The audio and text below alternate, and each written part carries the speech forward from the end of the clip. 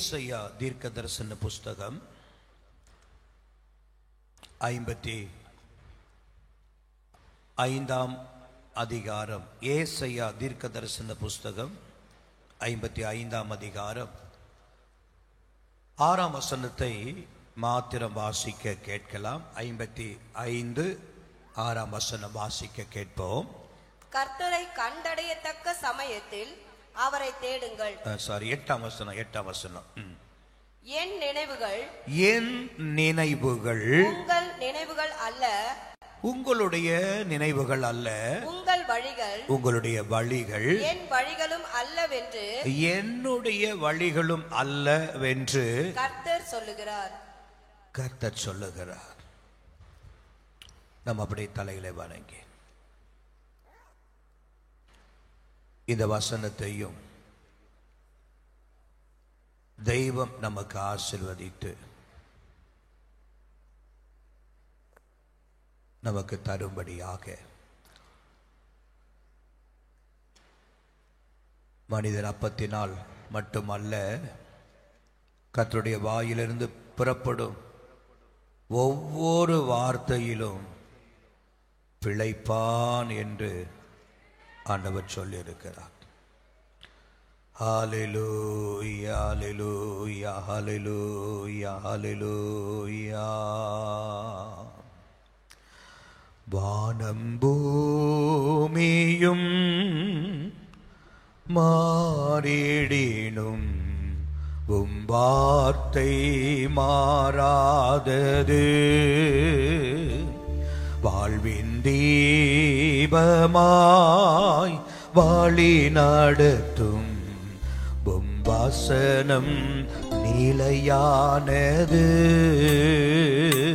வானம் பூமியும் மாறிடினோ உம் வார்த்தை மாறாதது.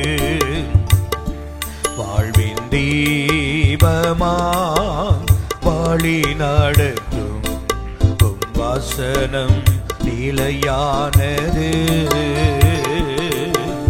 கண்ணில் காணும் யாவும் ஒரு நாள் மாறும், இந்த மண்ணில் உள்ள மகிமை யாவும் மாறும். விண்ணில் காணும் நட்சத்திரம் மாறும், நம் எண்ணங்களும் சிந்தைகளும் மாறும்.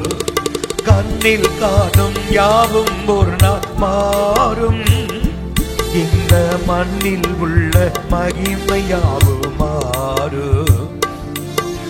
விண்ணில் காணும் நட்சத்திரம் மாறும், நம் எண்ணங்களும் சிந்தைகளும் மாறும். கடல் மாறும், பாலை மாறும், உம் வார்த்தை மாறாதது. கடல் மாறும், பாலை மாறும், உம் வார்த்தை மாறாதது. வானம் பூமியோ மாறிவிடும், உம் வார்த்தை மாறாதது. வாழ்வின் தீபமாய் வழி நடத்தும் உம் வசனம் நிலையானது.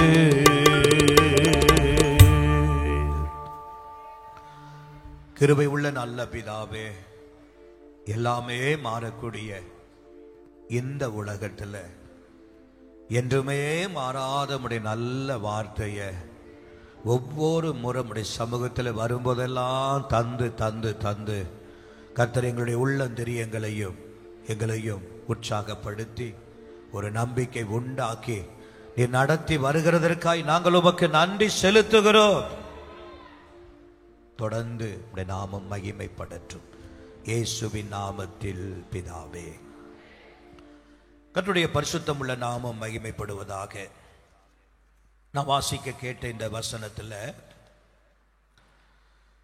என் நினைவுகள் உங்கள் நினைவுகள் அல்ல, உங்கள் வழிகள் என் வழிகளும் அல்ல என்று கர்த்தர் சொல்லுகிறார். ஒரு ஆமென் சொல்லுவோமா? ஹல்லேலூயா. அருமையான கர்த்தருடையவர்களே, பொதுவாக இந்த வசனங்களை நாம் சொல்லி ஜெபிப்பது உண்டு. வாக்குத்தத்தமாக நாம் வீடுகளிலே மாட்டி வைப்பதும் உண்டு. இங்கு சொல்லப்படுகிற இந்த வசனம் என்ன? என் நினைவுகள் உங்கள் நினைவுகள் அல்ல. இந்த ஒரு பகுதியை மட்டும் இன்றைக்கு நம்முடைய தியானத்திற்காக நாம் எடுத்துக்கொண்டு நாம் தியானிக்க போகிறோம். என் நினைவுகள் உங்கள் நினைவுகள் அல்ல. இந்த வசனத்தினுடைய மிக சரியான அர்த்தம் அல்லது மிக ஆழமான பொருள் என்ன அப்படின்னு கேட்டீங்கன்னா, தேவனுடைய மகா மேன்மையான அந்த எண்ணங்கள், அந்த நினைவு என்று சொல்லப்படுகிற அந்த இடத்துல தேவனுடைய மகா மேன்மையான எண்ணங்கள் அல்லது தேவனுடைய மகா மேன்மையான அவருடைய சித்தங்கள் அல்லது தேவனுடைய மகா மேன்மையான அவருடைய நோக்கங்கள் எப்படிப்பட்டது என்று சொன்னா, நம்மை விட உயர்ந்தவைகளும் பெரியவைகளுமா இருக்கிறது. அல்லேலூயா, அல்லேலூயா, அல்லேலூயா. எனக்கு சரியா புரியல, புரியும்படி சொல்லுங்க அப்படின்னா, நீங்க நினைக்கிற நினைப்பை விட அவர் நினைத்திருக்கிற நினைப்பு இருக்கு பாத்தீங்களா, அது பெரியது, மேலான ஒன்று. அல்லேலூயா. பொதுவாக மனிதர்கள் தங்களை பற்றி யோசிப்பார்கள். பொதுவாக மனிதர்கள் என்ன செய்வாங்க? தங்களை பற்றி என்ன செய்வாங்க? யோசிப்பாங்க, தங்களை பற்றி நினைப்பார்கள். எதெல்லாம் நினைப்பார்கள் அப்படின்னு பார்த்தீங்கன்னா, பொதுவாக நாம் நினைக்கிறது தான் ஒரு நிலையான அல்லது ஒரு சொந்தமான வீடு இந்த பூமியில என்ன செய்யணும்? வேணும். நினைக்கிறோமா இல்லையா? சொல்லுங்க, நினைக்கிறோமா இல்லையா? நினைக்கிறோம். அது மாத்திரமல்ல, ஒரு நல்ல வேலை, நல்ல நிரந்தரமான வருமானம் உள்ள ஒரு நல்ல வேலை எப்போது நமக்கு என்ன செய்யணும்? இருக்கணும் அப்படின்னு நம்ம என்ன செய்கிறோம்? நாம் நினைவு கூறுகிறோம், விரும்புகிறோம், நினைக்கிறோம். இந்த சரீரம் அடிக்கடி அடிக்கடி பலவீனமாய் போகிற நேரத்தில் நம்ம என்ன நினைக்கிறோம்னா, என் சரீரம் நல்ல சுகமா என்ன செய்யணும்? இருக்கணும். பலவீனமா இருந்தா பலருக்கும் பிரச்சனை. அதனால சரீரம் எப்படி இருக்கணும்? நல்ல சரீரம் இருந்தா நல்ல சுகமா ஆரோக்கியமா இருக்கணும் அப்படின்னு நம்ம என்ன செய்கிறோம்? நம்முடைய சரீர சுகத்தை குறித்து சில நேரங்களிலே நாம் நினைக்கிறோம். அது மாத்திரமல்ல, நம்முடைய குடும்பத்தை குறித்து நினைக்கிற வேளையில அந்த நினைவு எப்படி இருக்கும் அப்படின்னா, நல்ல ஒரு மகிழ்ச்சியான ஒரு குடும்பமாக, சந்தோஷமான ஒரு குடும்பமாக என்ன செய்யணும்? இருக்கணும் அப்படின்னு சொல்லி குடும்பங்களை குறித்து நினைக்கும் பொழுது பொதுவாக நாம் இப்படி நினைப்பது உண்மையான ஒன்று. அது மாத்திரமல்ல, என் பிள்ளைங்க நல்லா படிக்கணும், பள்ளி படிப்பை முடிக்கணும், கல்லூரியை முடிக்கணும், அதன் பின்பு அவர்களுக்கு ஒரு நல்ல வேலை அமையணும், அவருடைய எதிர்காலம் நல்லா இருக்கணும் அப்படின்னு நம்முடைய பிள்ளைகளை குறித்து, நம்முடைய பிள்ளைகளை குறித்ததான காரியங்களை சில நேரங்களிலே பெற்றோர்களாகிய நாம் என்ன செய்கிறோம்? நினைக்கிறோம். இன்னும் சிலரை பார்த்தீங்கன்னா, தன்னுடைய வேலை ஓய்வு பெற்ற பின்பு எங்கேயும் போய் கையேந்து நிற்க கூடாது, ஓய்வுக்கு பின்பாக யாருடைய வீட்டையும் தட்டிக்கிட்டு உதவி செய்யன்னு கேட்கக்கூடாது. அந்த ஓய்வு காலம் முடிந்தாலும் தனக்கென்று வர வேண்டிய ஒரு நன்மை, தனக்கென்று கிடைக்க வேண்டிய ஒரு நன்மை தடையில்லாமல் என்ன செய்யணும்? கிடைக்கணும். கிடைப்பதற்கான ஒரு சேமிப்பை நாம் செய்து வைக்கணும் அப்படின்னு வேலை செய்யற காலத்திலேயே நாம் என்ன செய்கிறோம்? இங்க இருக்கிற எல்லாரும் காது கேட்கிறவங்களா காது கேட்காதவங்களா? எனக்கு ஒரு சந்தேகம் வந்துருச்சு. என்ன செய்கிறோம்? இதை கூட சத்தம் இல்லை, சொல்லுங்க. என்ன செய்கிறோம் தம்பிங்களா? சொல்லுங்க பார்க்கலாம் சத்தமா. நினைக்கிறோம். வேலை செய்யும் போதே பிற்காலங்கள், ஓய்வு காலங்களுக்குரிய காரியத்தை இப்பவே ஏதாவது ஒரு சின்ன சேமிப்பை போட்டு ஒரு இன்கம் வேணும் அப்படின்னு நம்ம மனதில் என்ன செய்கிறோம், நினைக்கிறோம். அருமையான கற்றுடையவர்களே, சமுதாயத்தில் நல்ல மதிப்புடையவர்களாக 4 பேர் நம்மளை பார்த்தா அவனை அறியாமையே அந்த கையை நம்மளை பார்த்து என்ன செய்யணும் சொல்லுங்க, சல்யூட் அடிக்கணும். அப்படி சமுதாயத்தில் என்ன செய்யணும், நல்ல மதிக்கப்படுகிறவர்களாக இருக்கணும், கனம் பெற்றவர்களாக இருக்கணும் அப்படின்னு நாம் என்ன செய்ய, நம்மை குறித்து நாம் நினைக்கும் பொழுது இதையெல்லாம் நாம் என்ன செய்கிறோம், நினைக்கிறோம். தொழில் வியாபாரம் செய்கிறவங்க என்ன நினைப்பாங்கன்னா, செய்கிற தொழிலில் வியாபாரத்தில் இறக்கமே இருக்கக்கூடாது. என்ன செய்யணும், ஒரு ஏற்றம் இருக்கணும். எப்பவுமே ஒரு ஏற்றத்தில் இன்னைக்கு ஒன்றை செஞ்சு அது அடுத்து அடுத்து அடுத்து என்ன செய்யணும், மேலே போய்கிட்டே இருக்கணும், உயர்ந்து கொண்டு இருக்கணும் அப்படின்னு சொல்லி அவங்க என்ன செய்கிறாங்கன்னா நினைக்கிறார்கள். தங்களுடைய எதிர்காலம் சிறப்பாய் செழிப்பாய் இருக்க வேண்டும் என்பதை என்ன செய்கிறார்னா அவங்க விரும்புகிறார்கள். இதெல்லாம் நினைப்பது உண்மை. இதுல துளி அளவு சந்தேகம் கூட சொல்லுங்க இல்லை. உண்மைதானே, நினைக்கிறோமா இல்லையா? இதெல்லாம் ஒரு சாதாரண ஒரு மனித அடிப்படை, ஒரு சாதாரண மனிதன் கூட நினைக்கிற ஒரு நினைவு என்பதை மறந்து விடக்கூடாது. அருமையானவர்களே, இப்ப பார்த்தீங்கன்னா 2 நினைவுகள் இப்பொழுது உண்டு. ஒன்று, உங்களை அழைத்து உங்களை உங்களுடைய சொந்த பந்தத்திலிருந்து வேறு விரித்து உங்களை உங்களுடைய தாயின் கருவிலிருந்து தெரிந்தெடுத்து உபத்திரவத்தின் குகையிலிருந்து தெரிந்தெடுத்து உங்களை ஆண்டவர் தனக்காய் வேறு விரித்து வைத்திருக்கிறார். அவருடைய நினைவு ஒன்று இருக்கிறது. சொல்லுங்க, உங்களுடைய காது கேட்கலையா? நல்ல சத்தமா சொல்லுங்க. ஏன் அப்படி மந்தமா இருக்கிறீங்கன்னு தெரியல. நல்லா இந்த குளிர்ந்த காத்து அடிக்கிறதுனால அப்படி ஆயிடுச்சு என்னவோ. சரி, சத்தமா சொல்லுங்க பார்க்கலாம். 2 நினைவு இருக்கு. சொல்லுங்க, கையை வச்சு சொல்லுங்க பார்க்கலாம். 2 நினைவு. ஒன்று, என்ன அழைத்தவருடைய நினைவு. சொல்லுங்க, என்ன அழைத்தவர். இதுதான் இப்ப சொன்னீங்க பாத்தீங்களா, இப்பதான் எனக்கு பூஸ்ட் சாப்பிட்ட மாதிரி இருக்கு. என்னை தெரிந்தெடுத்தவருடைய நினைவு, என் குடும்பத்தை உள்ளங்கையில வைத்திருக்கிறாரே அவருடைய நினைவு. ஆனா இன்னொரு நினைவு இருக்கு, அது நம்முடைய நினைவு. சொல்லுங்க, நம்முடைய நினைவு. இப்ப ஆண்டவர் இந்த 2 நினைவு மனித வாழ்க்கையில என்ன செய்கிறதுனா அடிக்கடி அடிக்கடி வந்து வந்து போகிறது. 2 நினைவு. அந்த நினைவு என்பது தேவனுடைய சித்தம், தேவனுடைய நோக்கம், தேவனுடைய மனது, அப்படிலாம் சொல்லலாம். அப்ப யோசித்து பாருங்க, நாம் நம்மை குறித்து, நம்முடைய எதிர்காலத்தை குறித்து, நம்முடைய குடும்பத்தை குறித்து ஏராளமான காரியங்கள் எல்லாம் நம்ம என்ன செய்கிறோம், நினைக்கிறோம்.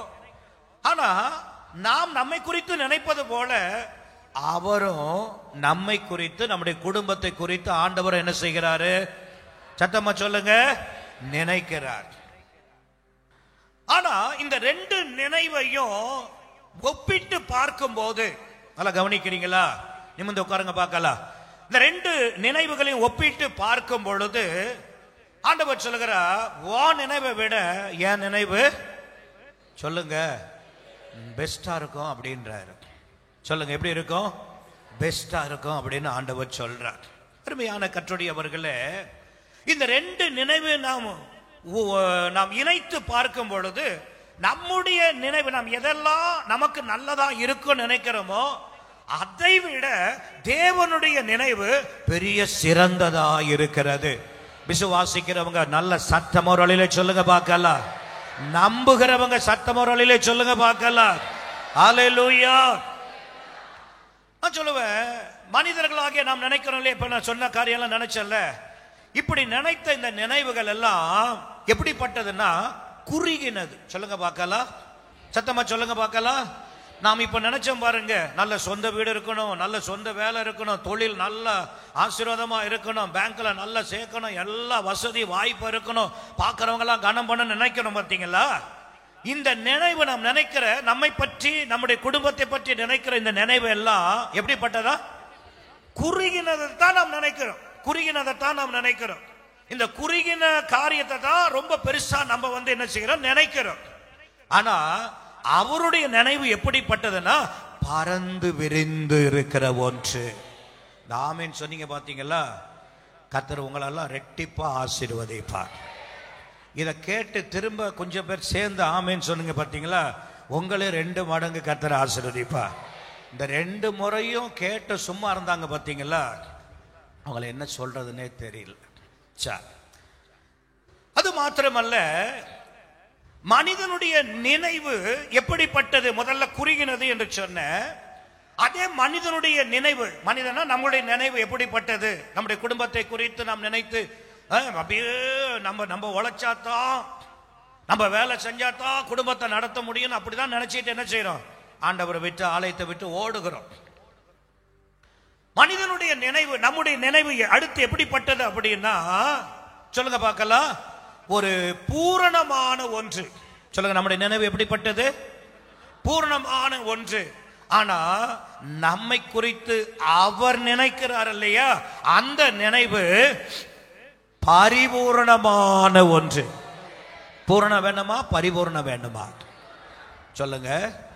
நம்முடைய நினைவு பூரணமானது. ஆனா நம்மை குறித்து அவர் வைக்கிற நினைவு எப்படிப்பட்டது? பரிபூர்ணமான ஒன்று. அது மாத்திரமல்ல, நாம் நினைக்கிறோமே இத்தனை காரியம், இந்த நினைவானது நன்மைகளை கொண்டது, நன்மையை கொண்டது. நாம் நினைக்கிற நினைவு எப்படிப்பட்டது? ஒரு சொந்த வீடு வேணுன்றது நல்ல உண்மை. ஏன்னா நமக்கு வேணும், அவசியம். இந்த உலகத்தில் வாழ ஒரு சொந்த வீடு அவசியம், சொந்த வேலை அவசியம், எல்லாம் அவசியம். அப்ப நாம் நினைக்கிற நினைவு எப்படிப்பட்டது அப்படின்னு கேட்டீங்கன்னா நன்மையை கொண்டது. சொல்லுங்க, என்ன கொண்டது? நன்மையை கொண்டது. ஆனா அவர் நம்ம மேல வச்சு நினைக்கிறார் பாத்தீங்களா, அது நன்மையை கொண்டதல்ல, நன்மைகளை கொண்டதா இருக்கிறது. சொல்லுங்க பார்க்கலாம், எப்படி இருக்கு? நன்மைகளை. நன்மை வேணுமா, நன்மைகள் வேணுமா? சத்தமா சொல்லுங்க பார்க்கலாம். ஹல்லேலூயா, ஹல்லேலூயா. மனிதனுடைய நினைவுகள் எப்படிப்பட்டதுன்னா சுயநலம் மிகுந்ததா இருக்கிறது. சொல்லுங்க பார்க்கலாம், எப்படிப்பட்டது? சுயநலம் கொண்ட ஒன்று. எனக்கு சொந்த வீடு வேணும், எனக்கு சொந்த வேலை வேணும், எனக்கு நல்ல வருமானம் வேணும் அப்படின்னு சுயநலத்தை கொண்டதாக இருக்கும். அது மாத்திரமல்ல, அந்த சுயநலத்தில் தனக்கே முன்னுரிமை கொடுக்கிறதாகவே இருக்கும். தனக்கே முன்னுரிமை கொடுக்கிறதாக இருக்கும். பிறருடைய நன்மையை பற்றி இவங்க என்ன செய்ய மாட்டாங்க? கவலையே பட மாட்டாங்க, கண்டு கொள்ளவோ.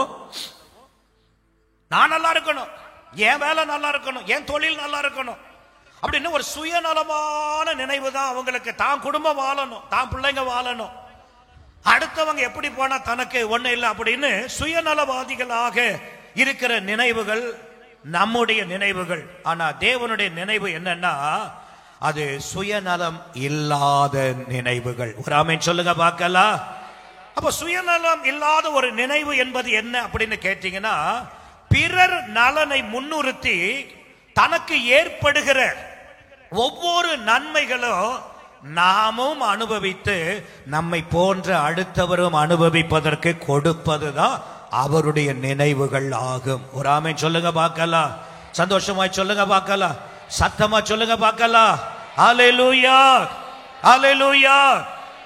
இப்ப நான் கேட்கிறேன், நாம் நினைக்கிற நினைவு நல்லதா அல்லது தேவன் நம்ம மீது வைத்திருக்கிற நினைவு நல்லதா? எல்லாரும் வாயை திறந்து சொல்லுங்க. நான் பேச வைக்கிறேன்னா அதுக்கு ஒரு காரணம் இருக்கு. நீங்க பேச பேச பேசதான் அந்த வார்த்தை நீங்க சொல்லுவது உங்க காதுல கேட்கும், அது இதயத்துக்குள்ள போகும். அந்த வார்த்தை தான் உங்க வாழ்க்கையை மாற்ற போகிறது. மீண்டுமா கேட்கிறேன், நீங்க நினைக்கிற நினைவு வேணுமா அல்லது உங்க மேல தேவன் நினைக்கிற நினைவு வேண்டுமா? ஹல்லேலூயா, ஹல்லேலூயா. சரி, இப்போ என்ன செய்ய போறீங்க அப்படின்னா சொல்லுங்க பார்க்கலாம். இப்ப என்ன செய்ய போகிறீங்க அப்படின்னா பக்கத்தில் இருக்கிறவங்கள பார்த்து கை பிடிங்க. கை பிடிச்சிட்டீங்களா? கை பிடிச்சிட்டீங்களா? சொல்லுங்க. சரி, இப்ப பக்கத்தில் இருக்கும் முகத்தை பாருங்க. என்ன பார்க்க கூடாது, முகத்தை, பக்கத்தில் இருக்கிற முகத்தை பாருங்க. பக்கத்தில் சொல்லுங்க, தேவனுடைய நினைவில் வாழ பழகுங்க. தேவனுடைய நினைவில் வாழ பழகுங்க. உங்க நினைவு, நல்லா சொல்லுங்க, உங்க நினைவு நாசமா போவதாக. சொல்லுங்க, தைரியமா சொல்லுங்க, உங்க நினைவு நாசமா போவதாக. நீங்க நினைக்கிற நினைவு மண்ணா போவதாக. நீங்க நினைக்கிற நினைவு அழிந்து போவதாக. நீங்க நினைக்கிற நினைப்பு எரிந்து போவதாக. நீங்க நினைச்ச நினைப்பெல்லாம் வாய்க்காமல் போவதாக. சொல்லிட்டீங்களா? ஒரு முக்கிய அறிவிப்பை சொல்றேன். நீங்க வெளியே போகும்போது ஹெல்மெட் போட்டு போங்க. ஏன்னா யாரை பார்த்து நாசமா போகணும் என் நினப்பை பார்த்து சொன்னேன்னு கோவத்தில் இங்கே ஒன்றும் செய்ய முடியாது. அதனால் கேட்டுக்கு வெளியில் ஏதாவது அதனால் ஹெல்மெட் போட்டுக்கிட்டு போங்க. உங்கள் முகத்தை மறைச்சிக்கிட்டு போங்க. பிரைஸ் எல்லாம் ஒரு ஆமென் சொல்லுங்க பார்க்கலாம். அல்லேலூயா, அல்லேலூயா. அருமையான கர்த்தருடையவர்களே, நான் சொன்ன தேவனுடைய நினைவு இருக்கு பாருங்க, அது நன்மைகளை கொண்டது, அது பறந்து விரிந்த ஒன்று. ஆனா நம்முடைய நினைவு குறுகின ஒன்று. இது பூரணமான ஒன்று, ஆனா அது பரிபூர்ணம் சேர்ந்த ஒன்று. அல்லேலூயா. இப்ப ஆண்டவர் என்ன சொல்றாருன்னா, உங்க நினைவு என்னுடைய நினைவு அல்ல. நீ நினைச்சிட்டு உட்கார்ந்து இருக்கிற பத்தியா இந்த ஆராதனையில், புது வருஷத்துல 2வது பரிசுத்த ஆராதனையில் இப்படி எல்லாம் நடக்கணும், இதெல்லாம் கிடைக்கணும், இப்படியெல்லாம் இருக்கணும்னு எதையோ கற்பனை செய்து எதையோ நினைச்சிட்டு உட்கார்ந்து இருக்கிறல, ஆண்டவர் சொல்றாரு, அதெல்லாம் குறுகினதம்மா, அதெல்லாம் குறுகினது ஐயா, அதெல்லாம் பூரணமான. நீ நினைச்சதெல்லாம் பூரணம், நீ நினைச்சதெல்லாம் நன்மை. ஆனா நான் நினைச்சது நன்மைகளை கொண்ட ஒன்று, பரிபூரணங்களை கொண்ட ஒன்று என்று ஆண்டவர் சொல்லுகிறார். ஒரு ஆமென் சொல்லுங்க பார்க்கலாம். அல்லேலூயா. அப்ப தேவனுடைய நினைவு என்ன என்ன அர்த்தம் உடையது அப்படின்னு ஒரு கேள்வி நமக்கு வரும். தேவனுடைய நினைவு எத்தகைய அர்த்தத்தை கொண்டது என்கிற ஒரு கேள்வி நமக்கு வரும். நான் சொல்லுவேன், தேவனுடைய நினைவு எப்படிப்பட்டது என்று சொன்னால், உனக்கு ஒரு காரியத்தை ஆண்டவர் செய்து அந்த செய்கிற காரியத்தின் மூலமாக அவருடைய புகழையும் அவருடைய மகிமையையும் அவருடைய வல்லமையையும் அவருடைய நாமத்தையும் பிரஸ்தாபப்படுத்திக் கொள்ளுகிறார். கரங்களை போய் தொழிலே சொல்லுங்க பார்க்கலாம், சத்தமா சொல்லுங்க பார்க்கலாம்.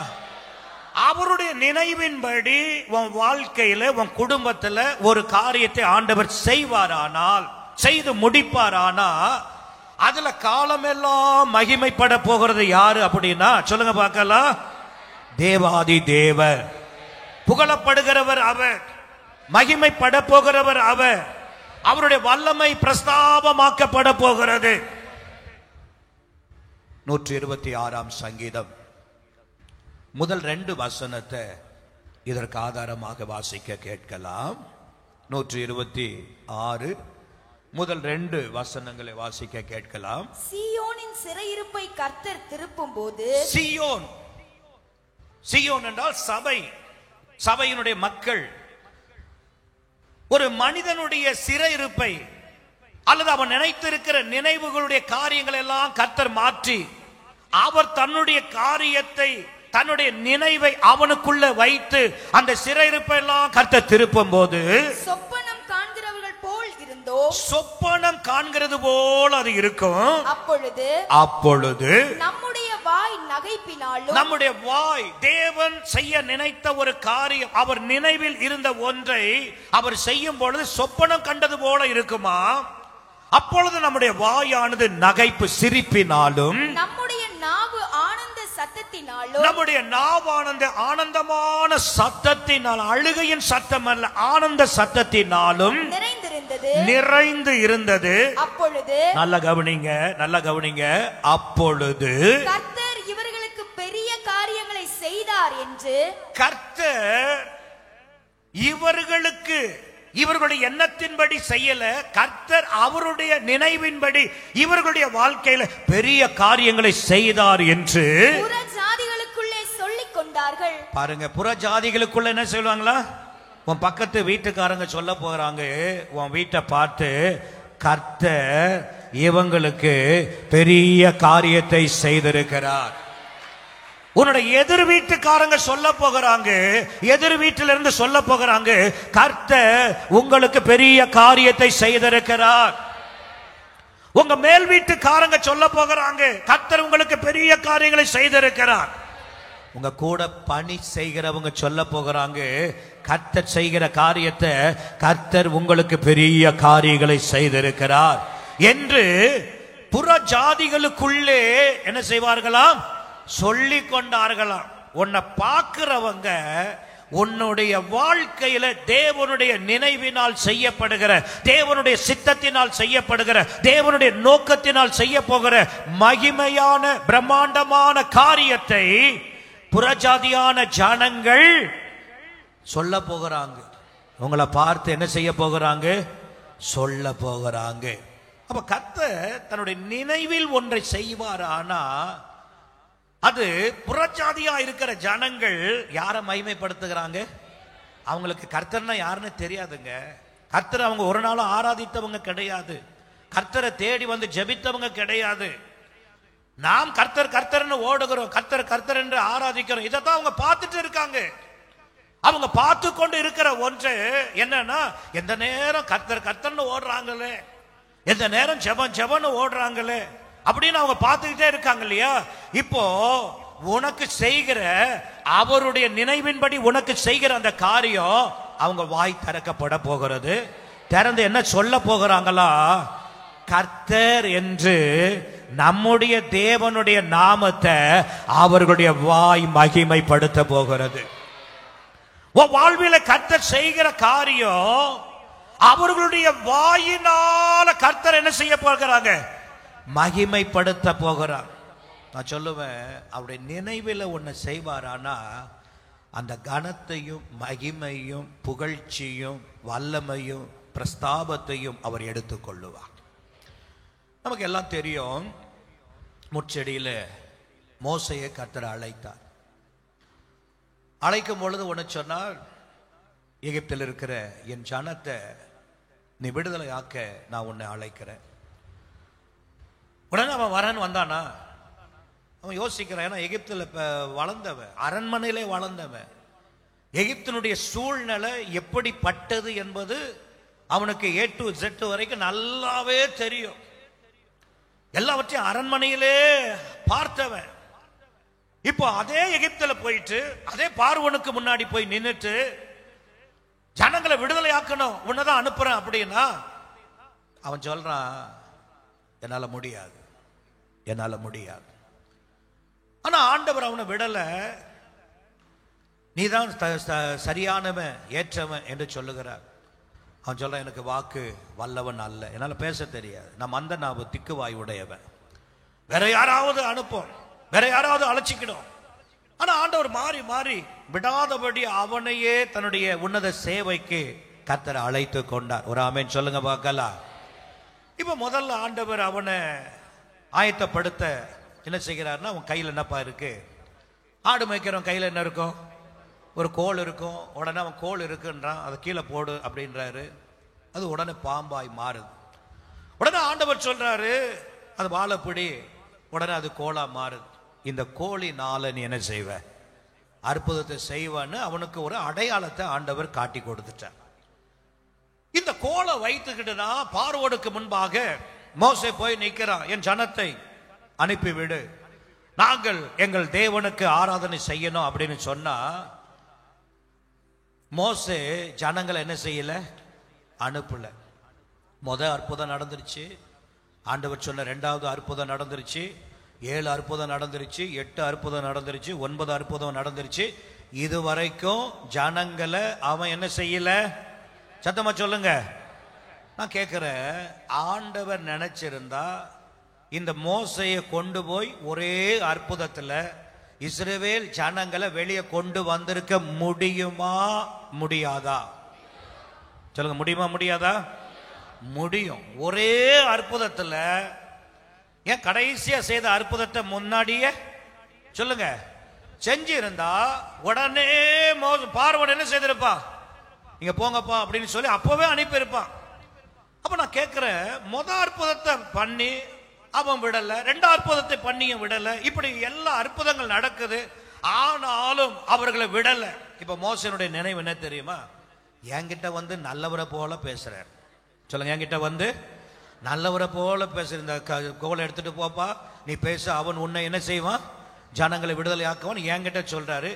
இவர் சொல்ற வார்த்தையை தான் நான் நம்பி போய் அங்க போய் பார்த்தா, அப்பதான் அவன் ஜனங்களை என்ன செய்கிறான், வதைக்கிறான், வாட்டி வதைக்கிறான், அடிக்கிறான், இன்னும் டபுள் மடங்கு வேலையை என்ன செய்கிறான், வேலை பளுவை ஏத்துகிறான், கஷ்டப்படுத்துகிறான், ஜனங்கள் கஷ்டப்படுகிறாங்க.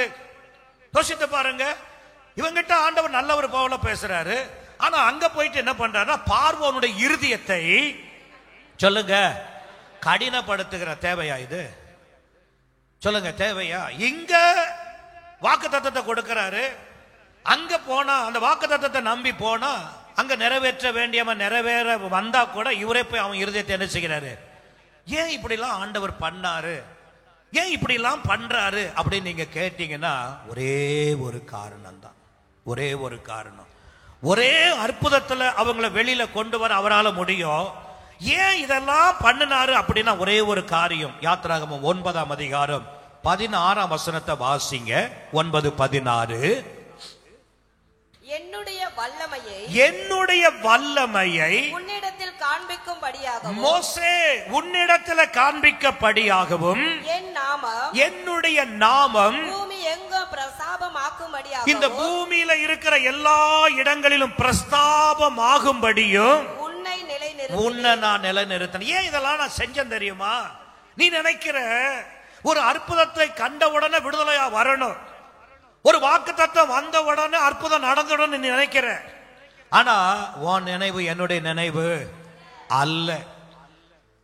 இப்ப ஆண்டவர் என்ன பண்றாருன்னா, மோசேனுடைய வாழ்வில வாக்குத்தத்தம் கொடுத்தாலும், பல அற்புதங்களை அவனுக்கு காண்பித்து அனுப்பினாலும், மறுபக்கத்துல பார்வோனுடைய இருதயத்தை கடினப்படுத்த காரணம் என்ன அப்படின்னா, அவருடைய நினைவுல என்னன்னா ஒரே ஒரு காரியம்தான், என்னுடைய வல்லமையை உன் மூலம் நான் என்ன செய்யணும், காண்பிக்கணும்.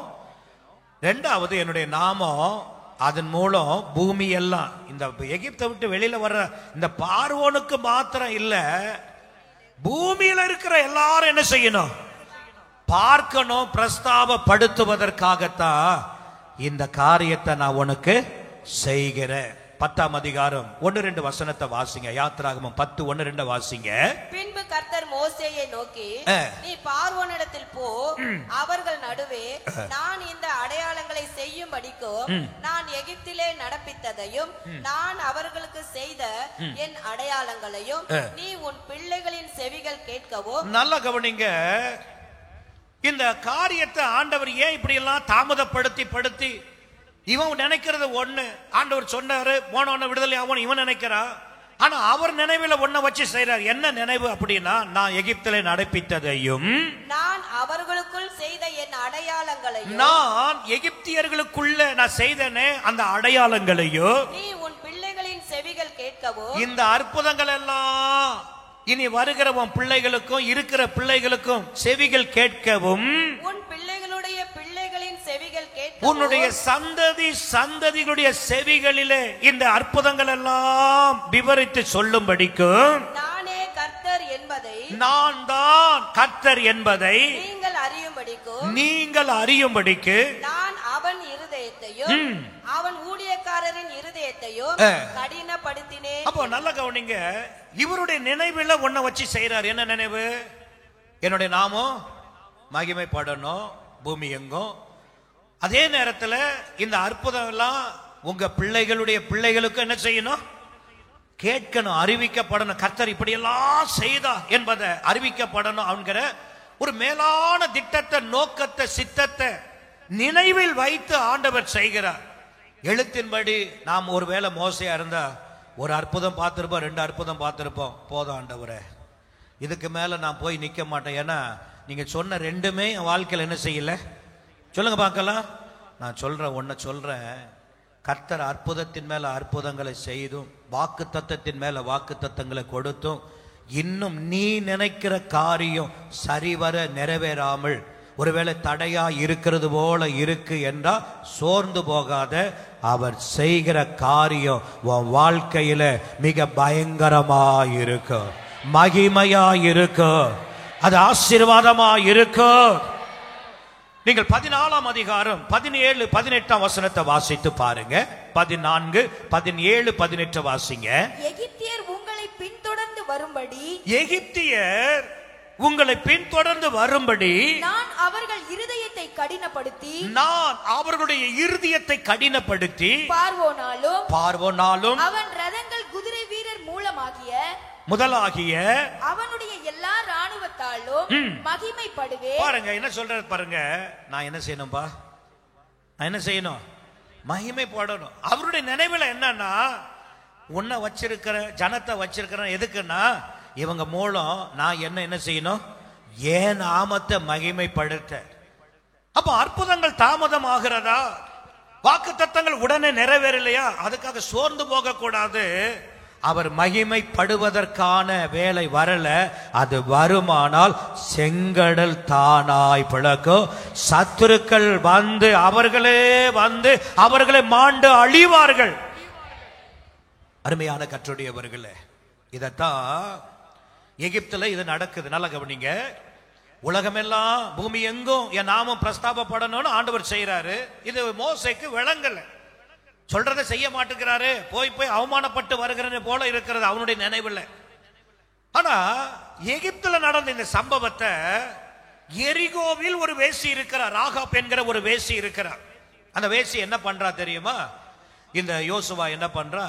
வேவுக்காரர்கள் 2 பேரை அனுப்பி விடுறான். போயிட்டு வேவு பார்த்துட்டு வாங்க, அந்த எரிகோ கோட்டை எப்படி இருக்கிறது, உள்ள இருக்கிற ஜனங்கள் எப்படி இருக்கிறாங்க என்கிற அந்த வேவு பார்க்கிற அந்த தேசத்தை உளவு பார்க்கிற உளவாளிகளாக 2 பேரை அனுப்புறார். இந்த 2 பேரும் எங்க போயிட்டாங்க அப்படின்னா, சரியாய் ராகாப் என்கிற வேசியினுடைய வீட்டுக்கு போயிட்டாங்க. வேசியினுடைய வீட்டுக்கு போன உடனே இவங்க யார் என்பது அவளுக்கு தெரிந்து விட்டது. இவங்க யாரு? இஸ்ரவேலில் இருந்து நான் குடியிருக்கிற எரிகோ பட்டணத்தை வேவு பார்க்கும்படியாக வந்திருக்கிற உளவாளிகள் என்பது அவளுக்கு நல்லா தெரிஞ்சிருச்சு. கொஞ்ச நேரத்தில் ராகாபுருடைய கதவு தட்டப்படுகிறது. அதே பட்டணத்தினுடைய ராஜா ஆள அனுப்புகிறார். ராஜாவிடத்தில் செய்தி போயிடுச்சு, இது போல இஸ்ரவேலில் இருந்து 2 பேர் உளவாளிகள் எரிகோக்குள்ள வந்துட்டாங்க என்பதை அவர்கள் கண்ட உடனே, அவர்கள் ராகாப் வேசியிடத்தில் வந்தாங்க என்பதை கண்ட உடனே அந்த வேவுக்காரர்களை அரெஸ்ட் பண்ணும்படியாக, பிடிக்கும்படியாக தன்னுடைய படைகளை அனுப்புகிறார். ராஜா அனுப்பின மனிதர்கள் ராகாப்புடைய வேசியினுடைய வீட்டுக்குள்ள வந்துட்டாங்க. அந்த வேசி என்ன சொன்னா தெரியுமா? ராகாப் என்ன சொன்னா தெரியுமா? அவங்க வந்தது மெய்தான். அவங்க வந்தது வரலன்னு சொல்லல, வந்தது மெய்தான். வந்தாங்க. ஆனா வந்துட்டு அவங்க என்ன செய்துட்டாங்க? அவங்க எங்க இருக்கிறாங்க இப்போ? அவங்க வீட்டுக்குள்ள ஒளிய வச்சிருக்கா. வந்தது உண்மை, வந்துட்டு என்ன செய்துட்டாங்க? போயிட்டாங்க அப்படின்னு சொல்லி சீக்கிரமா போங்க, நீங்க கண்டுபிடிச்சிடலாம் அப்படின்றா. இந்த வார்த்தையை சொல்லி இப்போ வந்தவர்களை அனுப்பிட்டா. ஆனா இப்போ வந்த அந்த தேவ மனிதர்கள், அதாவது இஸ்ரவேல் மக்கள் இடத்துல அவ பேசின அந்த வார்த்தை என்ன வார்த்தை? யோசுவா 2ஆம் அதிகாரம் 1ஆம் வசனத்தை முதலாவது வாசிங்க. யோசுவா 2ஆம் அதிகாரம் 1ஆம் வசனத்தை வாசிங்க. நூனின் குமாரனாகிய யோசுவா சித்தீமில் இருந்து வேவுக்காரராகிய 2 மனுஷரை ரகசியமாய் வேவு பார்க்கும்படி அனுப்பி, நீங்கள் போய் தேசத்தையும் எரிகோவையும் பார்த்து வாருங்கள் என்றான்.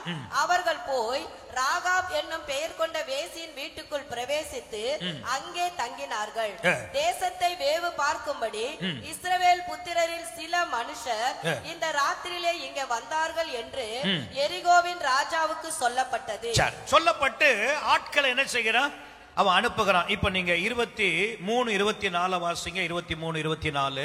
அந்த 2 மனுஷரும் வேவு பார்க்க வந்த அந்த 2 மனுஷரும் திரும்பி மலையிலிருந்து இறங்கி ஆற்றை கடந்து நூனின் குமாரனாகிய யோசுவாவினிடத்தில் வந்து தங்களுக்கு சம்பவித்த யாவையும் அவனுக்கு தெரிவித்து, கர்த்தர் தேசத்தை எல்லாம் நம்முடைய கையில் ஒப்பு கொடுத்தார். நம்முடைய கையில் ஒப்பு கொடுத்தார். தேசத்தின் குடிகள் எல்லாம், தேசத்தில் இருக்கிற அந்த குடிகள் எல்லாம் நமக்கு முன்பாக சோர்ந்து போனார்கள் என்று, அவர்கள் பயந்து போய் இருக்கிறார்கள் என்று அவனோடே சொன்னார்கள். எதை வச்சு சொன்னா? வேவக்காரங்க போயிட்டாங்க, ராகாபுடைய வீட்டில் இருக்கிறாங்க, வேவுக்காக வந்தாங்க அப்படின்ற செய்தியை கேட்டு ராஜ மனிதர்கள் வருகிறாங்க. அவங்க கைக்கும் இவ காட்டி கொடுக்காம தப்பா பண்ணுகிறா. அவங்களும் போயிட்டாங்க அவசரத்துல தேடணும் அப்படின்னு. ஆனா திரும்ப இந்த ரெண்டு மனுஷர்கள் வந்து யோசுவாவிடத்துல சொல்றாங்க, நம்ம குறித்து அவங்க இருதயம் எல்லாம் தத்தளித்து பயந்து நடுங்கி கொண்டு. எதை வச்சு சொல்றா? 9ஆம் வசனத்தை வாசிங்க. கர்த்தர் உங்களுக்கு தேசத்தை ஒப்பு கொடுத்தார் என்றும். யார் சொல்றா தெரியுமா இந்த வார்த்தைய? ராகாப் வேசி சொல்றாங்க.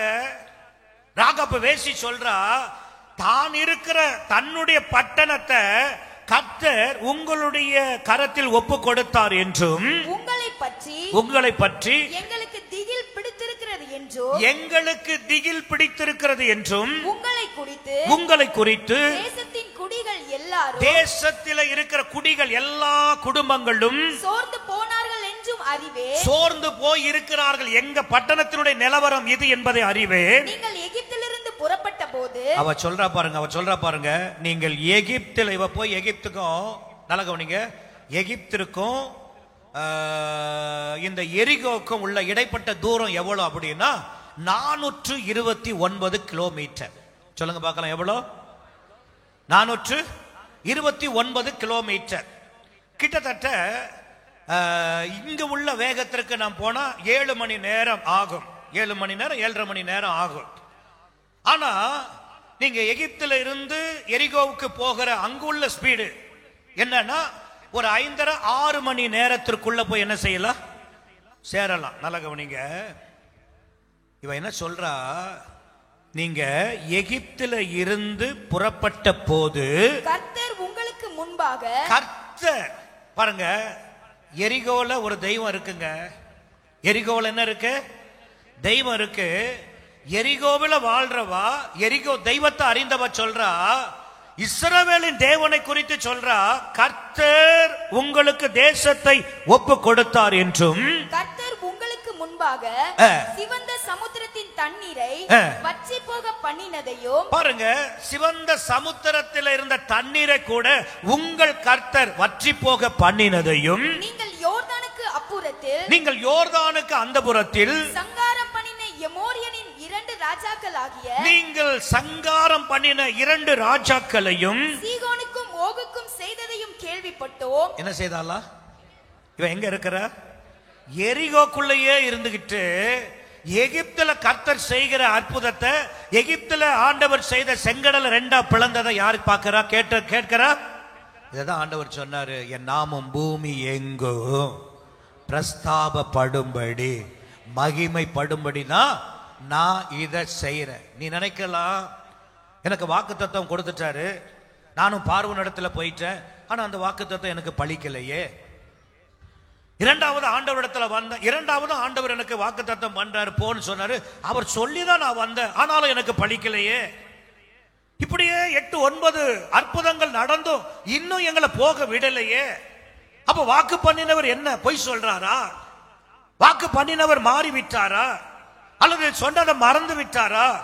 அல்லது வேடிக்கை பொருளாக இங்கும் அங்கும் நம்மை அலைய வைக்கிறாரா? அப்படி என்கிற கேள்வியெல்லாம் நம்முடைய மனதில் வரும். ஆனா அவரை கேட்டா சொல்றாரு, இதெல்லாம் நான் ஏன் செய்யறேன் தெரியுமா?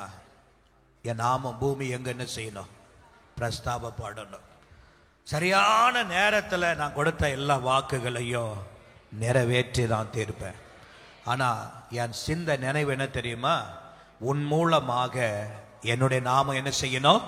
மகிமைப்படணும். இப்ப சொல்றா பாருங்க, எரிகோவிலேயே இருந்து வெளியே வராதவா, எரிகோக்கிலேயே இருந்து தொழில் செய்தவா, இப்ப சொல்றா எகிப்துல நடந்தது 429 கிலோமீட்டருக்கு அந்த புறத்தில் நடந்த காரியத்தை காதுல கேள்விப்பட்டா. யோர்தானுக்கு அந்த புறத்துல இஸ்ரவேலர்கள் வருகிற வழியில 2 ராஜாக்களை சங்காரம் பண்ணினது அவ கேள்விப்படுகிறா. இதெல்லாம் கேள்விப்பட்டு தான் சொல்லுகிறாள். வாசிங்க. கேள்விப்பட்ட போது எங்கள் இருதயம் எல்லாம் கரைந்து போய்விட்டது. உங்களாலே எல்லாருடைய தைரியமும் அற்று போயிற்று. அவ சொல்றா பாருங்க, அந்த 2 பேரை பார்த்து, உங்களால எங்களுடைய எல்லாருடைய தைரியம் அற்று போயிற்று. உங்கள் தேவனாகிய கர்த்தரே. இப்ப சொல்றா பாருங்க, கர்த்தர் இவர்களுக்கு பெரிய காரியங்களை செய்தார்னு சொல்லி புறஜாதிகள் என்ன செய்வாங்க? சொல்லிக் கொண்டார்கள். இப்ப சொல்றா பாருங்க, உங்கள் தேவனாகிய கர்த்தரே உயர வானத்திலும், பாருங்க, உயர வானத்திலும் கீழே பூமியிலும் தேவனா இருக்கிறவர் இப்பொழுதும் நான் உங்களுக்கு தயவு செய்தபடியால் நீங்களும் என் தகப்பன் குடும்பத்துக்கு தயவு செய்வோம் என்று கர்த்தர் பேரில் எனக்கு ஆணையிட்டு. ஒரு ஆமென் சொல்லுங்க பார்க்கலாம். நல்லா கவனிங்க. ஆண்டவர் இந்த இடத்துல நாம் பார்க்கும் பொழுது அவர் தன்னுடைய நினைவில் ஒன்றை வைத்து ஒரு காரியத்தை செய்யும் போது, ஒருவேளை நம்முடைய குறுகின மூளையில் அல்லது குறுகின ஒரு வட்டத்துக்குள்ள ஒருவேளை அதோடைய அர்த்தம் புரியாம இருக்கலாம். ஆனா புரியாம காலமெல்லாம் புரியாம அல்ல, புரிவதற்கு ஒரு நேரம் தருணத்தை வைத்திருக்கிறார். அது வரும் பொழுது எல்லாம் மங்காத அதிசயங்களாக, மாறாத அற்புதங்களாக, என்றென்றும் நிலை நிற்கிறதாய் மாற்றப்படும். ஒரு ஆமென் சொல்லுங்க பார்க்கலாம். இன்றைக்கு செய்திக்கு ஒரு சின்ன தலைப்பை நான் கொடுத்துட்டு, எவ்வளவு சீக்கிரம் ஒரு 1/4 மணி நேரத்தில் எவ்வளவு சீக்கிரமாக நான் சொல்லி முடிக்கணுமோ நான் முடிச்சிடுறேன். முதலாவதாக இன்றைய செய்திக்கு ஒரு தலைப்பு, தேவனுடைய நினைவில் வாழ பழகுங்கள். சொல்லுங்க, தேவனுடைய நினைவில். உங்க நினைவை வச்சுக்கிட்டே இப்படி வாழணும் அப்படி வாழணும்னு நினைக்கிறீங்களே, அதெல்லாம் நாசமா போயிடுச்சு, அதெல்லாம் மண்ணா போயிடுச்சு. இப்போ யாருடைய நினைவில் வாழணும்? சொல்லுங்க, தேவனுடைய நினைவில் வாழ. அதனாலதான் ஆண்டவர் சொன்ன, உங்க நினைவு என் நினைவு அல்ல, நீங்க நினைக்கிற மாதிரி என் நினைவு இல்லை. அப்ப தேவனுடைய நினைவில் வாழ என்ன செய்யணும்? பழகணும். ஒரு ஆமென் சொல்லுங்க பார்க்கலாம். தேவனுடைய நினைவில் வாழ்ந்த 1-2 தேவ மனிதர்களை வேகமாக உங்களுக்கு முன்பாக சொல்ல விரும்புகிறேன். முதலாவதாக ஆதியாகமம் 12ஆம் அதிகாரத்தை எடுத்துக்கோங்க. 12ஆம் அதிகாரம் 1-2 வசனத்தை மட்டும் சீக்கிரம் வாசிங்க.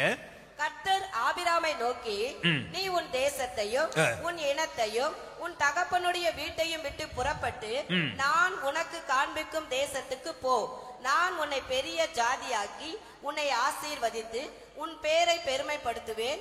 நீ ஆசீர்வாதமாய் இருப்பாய். நான் இப்படி வேகமா போறேன். 12ஆம் அதிகாரத்துல விக்கிரக வழிபாடு செய்து வந்த ஒரு ஆபிரகாம் கர்த்தர் அழைத்து அவனிடத்தில் தன்னை அறிமுகப்படுத்தி அவனுக்கு வாக்கு தத்தங்களை கர்த்தர் கொடுக்கிறார். முதலாவது கர்த்தர் அவனுக்கு அழைப்பை கொடுக்கிறார். அடுத்து என்ன கொடுக்கிறார்? வாக்கு தத்தங்களை கொடுக்கிறார். 15ஆம் அதிகாரத்தில் நீங்க வரும் பொழுது அவன் அந்த வாக்கு தத்தங்கள் நிறைவேற வேண்டும் என்று அவன் அதிகமாய் ஜெபிக்கிறவனாய் காண்பிக்கிறான். 15ஆம் அதிகாரத்தில் அந்த வாக்கு தத்தம் நிறைவேற்றப்பட வேண்டும் என்று ஜெபிக்கிறவனாய் அவன் காணப்படுகிறான். 21ஆம் அதிகாரத்தில் நீங்கள் வரும் பொழுது கர்த்தர் அவனுக்கு சொன்ன வாக்கு தத்தம் நிறைவேறிவிட்டது. ஒரு ஆமென் சொல்லுங்க பார்க்கலாம். கர்த்தர் சொன்ன வாக்கு தத்தம் 12ல அழைப்பையும் வாக்கு தத்தத்தையும் கொடுக்கிறார். 15ஆம் அதிகாரத்தில் ஜெபிக்கிறார். 21ஆம் அதிகாரத்தில் கர்த்தர் அவனுக்கு வாக்கு தத்தத்தை கொடுத்த வாக்கு தத்தத்தை கர்த்தர் நிறைவேற்றுகிறார். 22ஆம் அதிகாரத்தில் தேவனுடைய சோதனை அவனுடைய வாழ்க்கையிலே வருகிறது. தேவனுடைய சோதனை என்ன செய்கிறது? அவனுடைய வாழ்க்கையில வருகிறது. ஒரு ஆமென் சொல்லுங்க பார்க்கலாம். அருமையான கர்த்தருடையவர்களே, இந்த தேவனுடைய சோதனை என்பது என்னன்னா அதுதான் தேவனுடைய நினைவு. சொல்லுங்க, தேவனுடைய சோதனை என்பது என்ன? தேவனுடைய நினைவு. தேவனுடைய நினைவு என்னன்னா, இந்த ஆபிரகாம நான் சோதிக்கணும், அவன் நினைவு எப்படி இருக்கு, அவன் எப்படி யோசிக்கிறான் சிந்திக்கிறான் என்பதை பார்க்கணும் என்று சொல்லிட்டு ஆண்டவர் சொல்றார், உன் மகனை எனக்கு என்ன செய்ய, பலி கொடு என்று கேட்கிறார். உடனே ஆபிரகாம் தன்னுடைய மாமிசத்தின்படி ஒருவேளை அவன் நினைச்சிருந்தா என்ன நினைச்சிருப்பா, ஐயோ என் மகனை நான் என்ன செய்ய மாட்டேன், சொல்லுங்க, பலி கொடுக்க மாட்டேன். என் பிள்ளைய நான் எப்படி பலி கொடுப்பேன்? இது என்ன பண்ணி குட்டி போட்டது போல வரிசையா ஒரு 10 குட்டியில ஒன்ன கேட்டாலும் பரவாயில்ல, சொல்லுங்க பார்க்கலாம். ஒன்னே ஒண்ணு, கண்ணே கண்ணு. அதுவும் எத்தனை வருஷம் பொறுத்து? 25 வருஷம் காத்திருந்து பெற்றது. அப்ப யோசித்து பாருங்க, ஆபிரகாமுடைய நினைவு என்னன்னா, பிள்ளை நான் என்ன செய்ய மாட்டேன், கொடுக்க மாட்டேன், கொடுக்க கூடாது. அதனால என்ன பிரச்சனை வந்தாலும் என்ன பாதிப்பு வந்தாலும் பரவாயில்லை, அப்படிதான் ஆகணும். ஆனா இந்த ஆபிரகாம் பாத்தீங்கன்னா தன்னுடைய நினைவில் நினைத்து வாழுகிறவன் அல்ல, தேவனுடைய நினைவில் தன்னுடைய வாழ்க்கையை அமைத்து வாழுகிறவன். ஒரு ஆமென் சொல்லுங்க பார்க்கலாம். இந்த கடைசியில சேர்ல உட்கார்ந்து இருக்கிறவங்கலாம் நீங்க கொஞ்சம் கூட அசையாம இருக்கிறத பாக்குற, கொஞ்சம் கையை ஆட்டி ஒரு ஆமென் சொல்லுங்களேன். சார் எல்லா கையும் ஆடுது, ரைட், ஒரு ஆமென் சொல்லுங்க பார்க்கலாம். ஹல்லேலூயா. ஆபிரகாமுடைய நினைவு ஒருவேளை இதை செய்யக்கூடாதது போல தெரிந்தாலும் இருந்தாலும் அவன் தன்னுடைய நினைவில் வாழ விரும்பல. அவன் யாருடைய நினைவில் வாழ விரும்பினா, கர்த்தருடைய நினைவு என்னையோ அதுதான் தேவனுடைய நினைவு, தேவ சித்தாதுன்னா அவ்வளவுதான் அப்படி என்று சொல்லி தேவனுடைய நினைவுக்குள்ள தன்னையும் தன்னுடைய குடும்பத்தையும் பிள்ளையும் அர்ப்பணித்தான். ஒரு ஆமென் சொல்லுங்க பார்க்கலாம். ஹல்லேலூயா, ஹல்லேலூயா. இதனால என்ன நடந்தது அப்படின்னு நீங்க வேதத்தை ஆராய்ந்து பார்த்தீங்கன்னா, வேதம் மிக அழகாய் சொல்லுது, ஆபிரகாமை 24 அதிகாரத்தில் ஆபிரகாமை தேவன் சகல காரியத்திலும், சொல்லுங்க பார்க்கலாம், ஆசீர்வதித்தார். அப்படி இல்ல, ஆசீர்வதித்து வந்தார். இதனுடைய மேன்மை என்ன? தேவனுடைய சித்தத்தில் அல்லது தேவனுடைய திட்டத்தில், தேவனுடைய நோக்கத்தில், தேவனுடைய மனசுல, தேவனுடைய நினைவுக்குள்ள ஆபிரகாம் இருந்ததுனால வேதம் சொல்லுது, ஆபிரகாமை சகல காரியங்களிலும் கர்த்தர் ஆசீர்வதித்து வந்தார்னா அவன் போகிற இடம்லாம் பின்னாடியே என்ன பண்றாரு, ஆசீர்வதித்து கொண்டே போனார். கரங்களை வைத்து சத்தம் ஒரு அழிலே சொல்லுங்க பார்க்கலாம், சந்தோஷமாய் சொல்லுங்க பார்க்கலாம். இப்போ தன்னுடைய மகனுக்கு ஒரு பெண்ணு பார்க்கணும், நேரம் வந்து விட்டது. எலியேசரை அனுப்பிட்டான். அந்த அனுப்பப்பட்ட எலியேசர் பெண்ணு வீட்டுல வந்து சொல்லுகிற வார்த்தை என்னன்னா, கர்த்தர் என்னுடைய எஜமானனை மிகவும் திரளாய் என்ன செய்திருக்கிறார், ஆசீர்வதித்திருக்கிறார். அவர் வெள்ளியும் பொன்னும் உடைய சீமானாய் இருக்கிறார் அப்படி என்று சொல்லி ஆபிரகாமுடைய ஆசீர்வாதங்களை பற்றி பெண் வீட்டில் அவன் பேசுகிறான். சத்தம் ஒரு அழிலே சொல்லுங்க பார்க்கலாம், ஒரு ஆமென் சொல்லுங்க பார்க்கலாம்.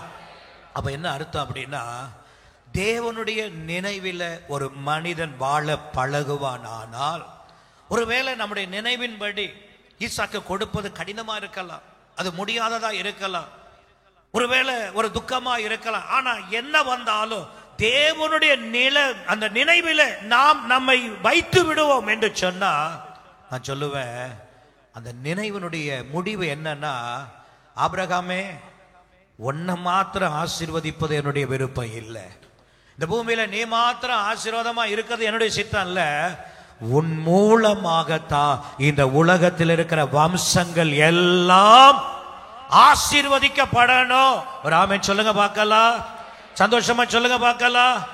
தேவன் ஆபிரகாமை ஆசீர்வதிப்பது ஒன்றும் பெரிய காரியம் அல்ல, ஆபிரகாமுக்கு பொன்னு வெள்ளி கொடுத்தது ஒரு பெரிய காரியம் அல்ல.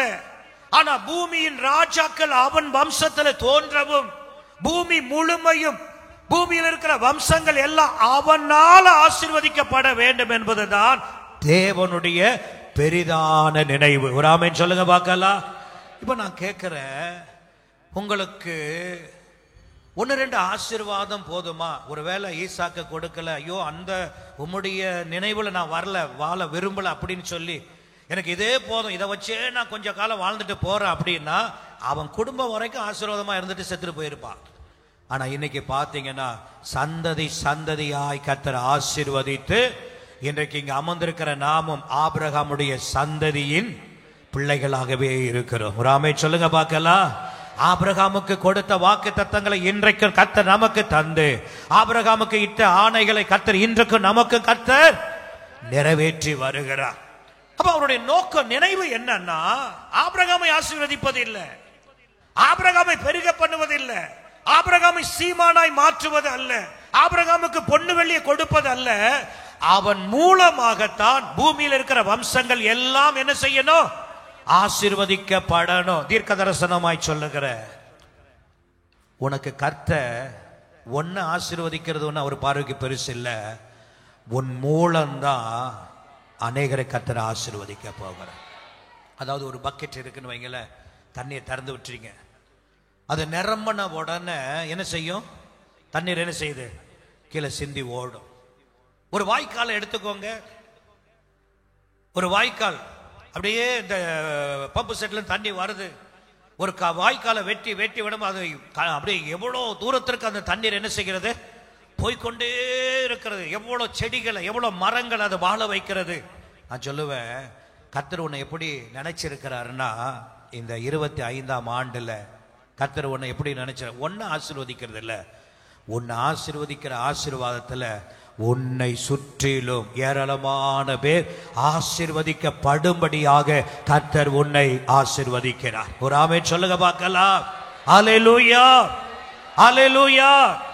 அதனால்தான் சொன்னேன், தேவனுடைய நினைவில் வாழ பழகணும். இரண்டாவதாக இன்னொரு மனுஷனை, தெரிந்த மனிதன் தான் யோசேப்பை. நீங்கள் 37ஆம் அதிகாரத்தை நீங்கள் எடுப்பீர்கள் ஆனால் 2ஆம் வசனத்தை சீக்கிரம் வாசிங்க. 2ஆம் வசனம், யாக்கோபுடைய சந்ததியின் வரலாறு. யாக்கோபுடைய சந்ததிகளுடைய வரலாறு. யோசேப்பு 17 வயதிலே, யோசேப்பு 17 வயதுல சகோதரனுடனே ஆடுகளை மேய்த்துக் கொண்டிருந்தார். நல்லா கவனிங்க, யாக்கோபுடைய சந்ததியினுடைய வரலாறு அப்படின்னு தொடங்கினா யாரு வரணும்? ஃபர்ஸ்ட்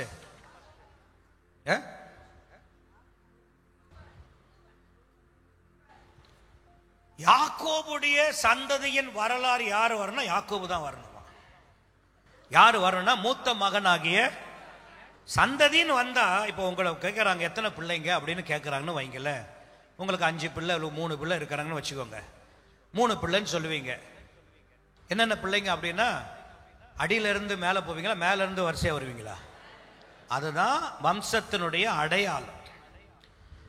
ஆனா யாக்கோபுடைய சந்ததியினுடைய வரலாறு, அந்த வம்ச வரலாறு சொல்லும் பொழுது யோசேப்பை தான் மையமாக வைத்து துவங்கப்படுகிறது. நல்ல கவனிங்க, யாக்கோபுக்கு மொத்தம் எத்தனை பிள்ளைங்க? 13 பிள்ளைங்க. ஆண் பிள்ளைகள் 12, ஒருத்தி ஒரே ஒரு பெண் பிள்ளை. மொத்தம் எத்தனை பேரு? 13 பிள்ளைகள் யாக்கோபுக்கு. 37ஆம் அதிகாரம் தொடங்கி இந்த 50ஆம் அதிகாரம் முடிவதற்குள்ள நீங்க உன்னிப்பாக, நீங்க வேற எதையும் போக வேண்டாம், 37 முதல் 50 வரைக்கும் உள்ள சம்பவத்தை மாத்திரம் உங்களுடைய மனக்கண்களை வாசித்தவங்க உங்களுடைய மனக்கண்களில நீங்கள் நோக்கி பார்ப்பீர்கள் என்று சொன்னா, அருமையான கற்றுடையவர்களே, மற்ற சகோதரர்கள் எல்லாரும், யோசேப்பினுடைய மற்ற சகோதரர்கள் எல்லாரும் அவங்க தன்னுடைய நினைவின்படி வாழ விரும்பினவர்கள், தன்னுடைய யோசனையின்படி வாழ விரும்பினவர்கள். 11 சகோதரர்களோ தன்னுடைய விருப்பத்தின்படி வாழ விரும்பினவர்கள், தன்னுடைய யோசனையின்படி வாழ விரும்பினவர்கள். அதனால அவர்கள் எப்படி வாழ்ந்தார்கள் என்று சொல்லி வேதம் சொல்லும் பொழுது, யோசேப்பு வந்து அவங்க அப்பாட்ட சொல்லுவானா, ஆடு மேய்க்கும் பொழுது தன்னுடைய சகோதரர்கள் செய்து வந்த துன்மார்க்கமான காரியங்களை தகப்பனிடத்துல வந்து என்ன செய்வானா? சொல்லுவான். ஒவ்வொருத்தனும் செய்கிற துன்மார்க்கமான காரியத்தை அப்பாவிடத்துல வந்து சொல்லுவான். ஆனா யோசேப்பு யாரு அப்படின்னா, அவன் மற்ற சகோதரனை போல தன்னுடைய நினைவில், தன்னுடைய விருப்பம் போல, தன்னுடைய ஆசை போல வாழ விரும்பாமல், சொல்லுங்க யாருடைய விருப்பத்துல? தேவனுடைய விருப்பத்தில், தேவனுடைய நினைவில் இருந்து வாழ வேண்டும் என்று விரும்பினவர். ஒரு ஆமென் சொல்லுங்க பார்க்கலாம். அல்லேலூயா, அல்லேலூயா, அல்லேலூயா. இப்படிப்பட்ட ஒரு சூழ்நிலையில தான் தேவனுடைய நினைவில் வாழ தன்னை ஒப்பு கொடுத்த இந்த யோசேப்புடைய வாழ்க்கையில தான் தேவன் சொப்பனத்தை கொடுத்தார், தரிசனத்தை கர்த்தர் கொடுத்தார். இந்த சொப்பனமும் தரிசனமும் அவனுடைய வாழ்க்கையில நிறைவேற்றப்பட வேண்டும். அதுதான் 37 இருந்து 50க்குள்ள. இந்த சந்தர்ப்பத்தில் நீங்க பார்த்தீங்கன்னா சகோதரர்கள் எல்லாரும் அவன் மீது என்ன செய்தார்களா? நான் ஒன்னு சொல்லுவேன், நீங்க தேவனுடைய நினைவில் இருக்கிறவர்களாய் அல்லது தேவனுடைய நினைவில் சரியா இருக்கிறவர்களாய் இருப்பீர்களானால் மற்றவர்கள் உங்கள் மேல், சத்தமா சொல்லுங்க, பொறாமைப்படுவார். இப்படி சொல்ற, மற்றவர்கள் உங்க மேல பொறாமைப்படுகிறார்கள் என்றாலே என்ன அர்த்தம் அப்படின்னா, நீங்க தேவனுடைய நினைவில் என்ன செய்கிறீங்க? வாழுகின்றீர்கள் என்பது அதோடைய சரியான பொருள். ஒரு ஆமென் சொல்லுங்க பார்க்கலாம். தேவனுடைய நினைவில் தன்னை வாழ ஒப்பு கொடுத்தவனுடைய வாழ்க்கையை நீங்க பார்த்தீங்கன்னா, போராமை கொண்ட கூட்டங்கள் எழும்பி நின்று தன்னுடைய போராமையினால கதி கலங்க பண்ணுகிறார்கள். தேவனுடைய நினைவில் வாழுகிற ஒரு மனிதனை கொலை செய்ய திட்டமிடுகிறார்கள். 37ஆம் அதிகாரம் 18 முதல் 20 வரைக்கும் நீங்க பாத்தீங்கன்னா, குழியில தள்ளி, தண்ணீர் இல்லாத குழியில தள்ளி அவனை நாம் இன்றைக்கு நாம் என்ன செய்வோம்? கொன்று போடுவோம் என்று குழியில தள்ளி போடுகிறார்கள், கொல்ல நினைக்கிறார்கள். அப்ப தேவனுடைய நினைவில் வாழுகிற ஒரு மனிதனுடைய வாழ்க்கை எப்படிப்பட்டதா இருக்கு என்று சொன்னால், புறக்கணிக்கப்பட்ட ஒரு வாழ்க்கை. இந்த உலகம் தேவனுடைய நினைவில் வாழுகிற ஒருவனை, ஒரு குடும்பத்தை இந்த உலகம் என்ன செய்யணும் சொல்லுங்க? புறக்கணிக்கும். புறக்கணிக்கப்பட்ட ஒரு வாழ்வு, அதிர்ச்சிக்குள்ளாக்கப்படுகிற ஒரு நிலை. ஒரே சமயத்தில் எல்லாரும் புறக்கணிக்கிறார்கள், ஆனால் சொல்லுங்க பார்க்கலாம், அது எப்படிப்பட்டது? அதிர்ச்சிக்குள்ளாக்கப்படுகிற ஒரு நிலை. தேவனுடைய நினைவில் வாழுகிற ஒரு மனிதனுடைய வாழ்க்கையில தனிமைப்படுத்தப்படுகிற ஒரு வாழ்வு உண்டு. கலக்கம் கொள்ளுகிற ஒன்று, தனிமையாக்கப்படுகிற ஒன்று, பயம் நிறைந்த ஒரு வாழ்வாக அது மாற்றப்படும். அவனிடத்துல இருக்கிற நன்மைகளும் பறிக்கப்படுகிறதாக, அவமானப்பட்டு போவதாக மாற்றப்படும். அது மாத்திரமல்ல, தேவனுடைய நினைவில் வாழுகிறவனுடைய வாழ்க்கை துக்கம் நிறைந்தவனாக மாற்றப்படும். அவனுடைய வாழ்வு இந்த உலகத்தால் அசட்டை பண்ணப்படுகிறதாக மாற்றப்படும். தன்னுடைய எதிர்காலம் எப்படி இருக்குமோ என்கிற ஒரு கேள்வி, பயம் உண்டாக்கப்படுகிற ஒரு நிலை. தேவனுடைய நினைவில் வாழுகிறவனுடைய வாழ்க்கை பிறருக்கு அடிமையாய் விற்கப்படுகிற ஒரு நிலை, அடிமையாக்கப்பட்ட ஒரு நிலை. தவறே செய்யாம, ஒரு குற்றமும் செய்யாம, காரணமே இல்லாம, முகாந்திரம் இல்லாம இப்பொழுது அவன் தண்டனை பெற்று அனுபவிக்கிற ஒரு நிலைமைக்குள்ள தள்ளப்படுகிறான். சிறையில அவன் விடுதலை இல்லாதபடி எல்லாராலும் மறக்கப்பட்டு அடைக்கப்பட்டு கிடக்கிறான். அருமையான கர்த்தருடையவர்களே, நான் சொல்லுவேன், இந்த யோசேப்பு என்கிற தனி மனிதனுடைய வாழ்க்கையில தேவனுடைய நினைவில வாழ்வதற்கு தன்னுடைய வாழ்க்கை ஒப்பு கொடுத்ததுனால கவலை, கண்ணீர், கலக்கம், வேதனை, துக்கம், துயரம், போராட்டம் எல்லாமே அவனுடைய வாழ்க்கையில வந்தது. அருமையான கர்த்தருடையவர்களே, ஒருவேளை இந்த யோசேப்பு நினைச்சிருக்கலாம், எங்க அண்ணனுங்க வாழ்ந்தது போல நானும் ஒருவேளை இப்படி வாழ்ந்திருந்தா நானும் வீட்டில் நல்லா ஜாலியா இருந்திருக்கலாம். ஆனா இப்படி வாழக்கூடாது, தேவனுடைய நினைவில, தேவனுடைய முன்னிலையில வாழணும் என்று தன்னை அர்ப்பணித்ததுனால இவ்வளோ பிரச்சனையே அப்படின்னு ஒருவேளை யோசேப்பு சோர்ந்து போகலாம், போயிருக்கலாம். ஆனா உண்மை என்ன தெரியுமா? 41ஆம் அதிகாரம் 40ஆம் வசனத்துல நீங்க பாத்தீங்கன்னா, 41:40 பாத்தீங்கன்னா, நீ என் அரண்மனைக்கு, நல்ல கவனிங்க சகோதரர்கள், மறந்தது உண்மை. இவனோடு கூட சிறையில இருந்தவங்க கூட நன்மை செய்ய மறந்தது உண்மை. ஆனா தேவனுடைய நினைவில வாழ்ந்த ஒரு மனிதனுடைய வாழ்க்கை எப்படிப்பட்டதுன்னா, நீ என் அரண்மனைக்கு அதிகாரியா இருப்பா, நீ அதிகாரியா இருப்பா அப்படின்னு யார் சொல்றா? பார்வோன் சொல்றான். யோசேப்பு சிறையிலிருந்து அழைத்து அவன் கண்ட சொப்பனத்துக்கு அர்த்தம் சொன்ன உடனே இப்போ அதே யோசேப்பை பார்த்து சொல்றான், நீ என்னுடைய அரண்மனைக்கு எப்படி இருப்ப? அதிகாரியா இருப்ப. ஒரு ஆமென் சொல்லுங்க பார்க்கலாம். அல்லேலூயா, அல்லேலூயா. யோசேப்புக்கு கையும் ஓடல, காலம் என்ன செய்யல, ஓடல. ஏதோ பார்வோன் கூப்பிட்டாருன்னு வந்தோம், ஏதோ ஒரு சொப்பனம் கண்டாருன்னு சொன்னோம், அது ஆண்டவரிடத்துல கேட்டு சொல்லிட்டோம், அதோட திரும்ப ஜெயிலுக்கு அனுப்புவார்னு பார்த்தா இப்போ அவர் என்ன சொல்றாரு, நீ என்னுடைய அரண்மனைக்கு எப்படி இருப்ப? அதாவது இன்னொரு அர்த்தத்தை சொன்னா, பிரதான மந்திரி அல்லது பிரதமராக நீ என்ன செய்வ? இருப்ப. இந்த தேசத்திற்கு பிரதமர் யாரு சொல்லுங்க பார்க்கலாம். எகிப்திற்கு நீ தான் பிரதமர் அப்படின்னு சொல்லி, நீதான் பிரதான மந்திரி என்று சொல்லி, நீதான் என்று சொல்லி அவனை அடையாளப்படுத்துகிறான். நான் யோசிச்சேன், தேவனுடைய நினைவில் வாழ்ந்த முன்காலங்களில் தாங்க முடியாத வேதனை, துன்பங்கள், துயரங்கள், கஷ்டங்கள், பாடுகள், குற்றம் சாட்டுக்கள் எல்லாம் வந்தது. ஆனா அந்த தேவனுடைய நினைவில் வாழ்ந்த அந்த யோசேப்பினுடைய வாழ்க்கையில வந்த பாடுகளும் சோதனையும் அவன் முடிய கூட கருப்பாக எரிக்க முடியல, அவனை வீழ்த்த முடியல. முடிவாக என்னன்னா, அந்த தேசத்திற்கு பிரதமராக, அதிகாரியாக, இதுதான் கர்த்தருடைய நினைவு. யோசேப்பை நான் எங்க வைக்கணும் சொல்லுங்க பார்க்கலாம். அப்போ இடையில வந்த இது போன்ற சின்ன சின்ன பிரச்சனையெல்லாம் பார்த்துட்டு நம்ம ஆண்டவரை விட்டுட்டு ஓடுனா இந்த மேன்மைய நம்ம என்ன செய்ய முடியாது, காண முடியாது. அந்த உயரத்திற்கு நாம் போக, இன்னைக்கு ஏன் நிறைய பேர் உயரத்துக்கு போக முடியாமலே இருக்கிறாங்கன்னா, வாழ்க்கையில வந்து கொண்டு இருக்கிற வாக்குத்தத்தம் பெற்ற பின்பு வருகிற சின்ன சின்ன பாடுகள், கஷ்டங்களையே பார்த்து புலம்பு அதையே நினைத்து இருக்கிறபடினால எத்தனை போராட்டம் வந்தாலும் நீங்க சொல்லணும்னா, தேவனுடைய நினைவில் வாழ்ந்து கொண்டு இருக்கிறவன் சொல்லி பாருங்க, இமைப்பொழுது கர்த்தர் உங்களை எட்டாத உயரத்திற்கு கர்த்தர் கொண்டு போவார். அல்லேலூயா.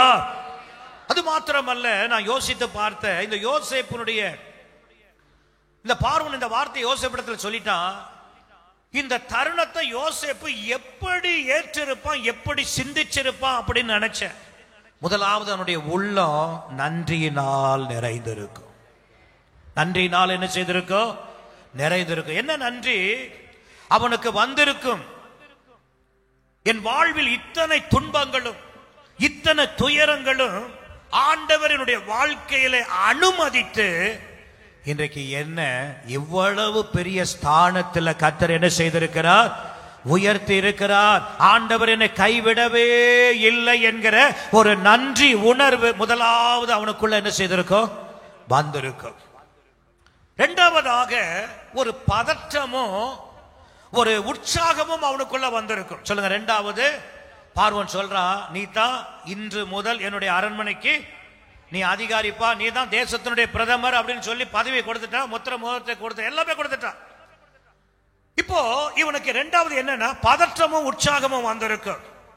பார்வோனுடைய அறிவிப்பு இவனுக்கு ஒரு பதற்றத்தை என்ன செய்திருக்கும்? முதலாவதாக என்ன நம்பி கொடுத்துட்டாரே, என்ன நம்பியா கொடுத்தாரு என்கிற இவ்வளவு பெரிய பதவி என்கிற ஒரு பதற்றம். ஆனா மறுபக்கத்துல நீங்க பாத்தீங்கன்னா, கர்த்தர் என்ன நினைவில் வைத்த ஒன்றை இன்றைக்கு இவன் மூலம் கர்த்தர் நிறைவேற்றி கொடுத்தாரு என்கிற ஒரு உற்சாகம். ஒரு ஆமென் சொல்லுங்க பார்க்கலாம். அல்லேலூயா. மூன்றாவதாக இந்த யோசேப்பு என்ன நினைச்சிருப்பான் அப்படின்னா, கடந்து வந்த காலத்தை நினைவுபடுத்தி பார்த்திருப்பான். இப்ப அவன் பிரதமர், இப்ப தேசத்தினுடைய பிரதமர். இப்ப அவனுடைய மனதில் என்ன வந்திருக்கும், என்ன நினைச்சிருப்பான் அப்படின்னா, கடந்து வந்த பாதைகளை எல்லாம் அவன் என்ன செய்திருப்பான்? நினைச்சிருப்பான். வீட்டை விட்டு நல்லது செய்ய விசாரிக்க போன என்ன என் வஸ்திரத்தை பறிச்சாங்க, தண்ணீர் இல்லாத கிணற்றுல போட்டாங்க, எவ்வளவோ கெஞ்சி அழுதன், ஒருத்தம் கூட மனம் இறங்கல. ஈவு இறக்கம் இல்லாம 20 வெள்ளி பணத்திற்கு என்ன விற்றாங்க அடிமையாக. போத்திபாருடைய வீட்டில் நான் விற்கப்பட்டேன், ஒரு தவறு இல்லாம குற்றச்சாட்டப்பட்டு ஜெயில இருந்த. இப்படி கடந்து வந்த பாதைகள் எல்லாம் நினைச்சு பார்த்திருப்பான். அருமையான கர்த்தருடையவர்களே, நான் சொல்லுவேன், இதனுடைய முடிவு என்னன்னா, உலகம் மறந்தது, சகோதரர்கள் மறந்தாங்க, என்னை சுற்றி இருந்த எல்லாரும் அனுகூலமா இருந்தவங்க எல்லாம் மறந்தாங்க. ஆனா கர்த்தர் மாத்திரம் என்ன செய்யல, மறக்கவே இல்லை, மறக்கவே இல்லை.